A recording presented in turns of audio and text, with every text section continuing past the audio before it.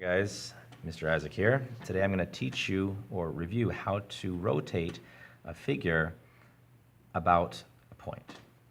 So this question says to rotate this figure, this triangle, 90 degrees counterclockwise about the origin. So the very first step is you want to label the points you're rotating. That's very important so you can keep track of where they end up. Otherwise, you'll get confused. Okay, I've labeled it. The next step is to figure out the point about which you are rotating. It says about the origin. Now the origin on a graph would be where the x and y axis meet. In this case, I don't have any x and y axis drawn, but let's just pretend it's there, okay? It doesn't even have to be the origin, right? You might get a question that says rotated about point C, or rotated about point B, or even rotated about some point over here called point P. Doesn't matter what we call it, but there is some point that we're going to rotate it around. And in this case, we're using this, which we're calling the origin. Okay? So I know which direction I'm going to. Counterclockwise. That means that this shape is going to be going this way, right? Around, like a clock going backwards, right? So this shape is going to end up somewhere down here, I'm guessing. Okay? Now, this strategy involves a scrap of paper, and what you're going to do is you're going to want to put your paper so it covers up the origin, right? And when you do that, you're going to spin your paper around the origin. Let me see if I can get that going. There you go, right? So the origin is being held down with the tip of my pencil or my pen, and I can spin it. But you really want to have the corner of your paper so it's touching the point that you want to rotate first. I want to rotate point A. So I'm going to put the corner of my paper at point A, and I also want my paper to be covering up this origin, because when I do that, I can kind of spin the paper around very easily. Okay? The last thing I want to do is make sure that the edges of my paper are lined up the edge of my scrap of paper here is lined up so it's parallel with the edges of my paper, right? This edge here is parallel to the edge of my paper.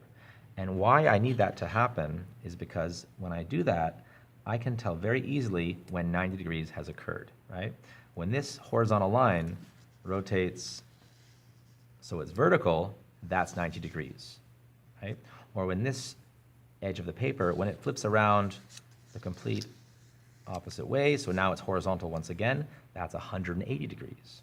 So by keeping things parallel, you can figure out, without using a protractor, a 90-degree rotation, okay? So the corner of your paper is touching the point. You anchor your paper with the tip of your pencil or your pen. There we go. And I'm going to stop rotating when this edge of the paper, I'm just going to highlight that for you. When this edge of the paper becomes vertical, that's when I can stop rotating, because that's 90 degrees. Let me just see where my point is. There it is. Okay, so here I go, counterclockwise. I keep on going until my edge of my paper is vertical, and right about there. Okay, so this is where point A has moved to. I put it here, and because I called it point A, I call this one A prime. All right? Cool. Now let's try that again for point B.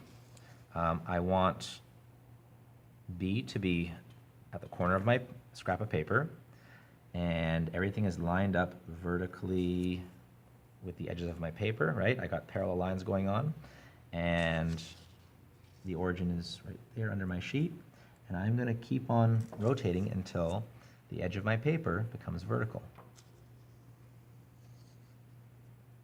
There.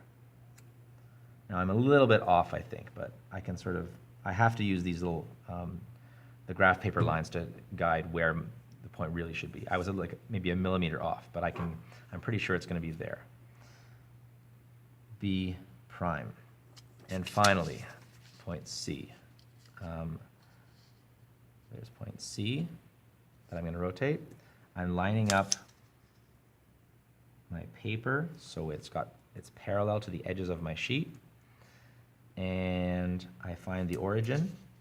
Where is it? There it is. and I rotate it so the edge of my paper becomes vertical. That's a 90-degree rotation. There. Okay, and this is my new point C. So I call it C prime. Okay, and now I can use a ruler if I can find one, and I can't, so I'll just use something straight. I will connect these with a straight edge, and I create triangle A prime, B prime, C prime. There, and that's the rotated image.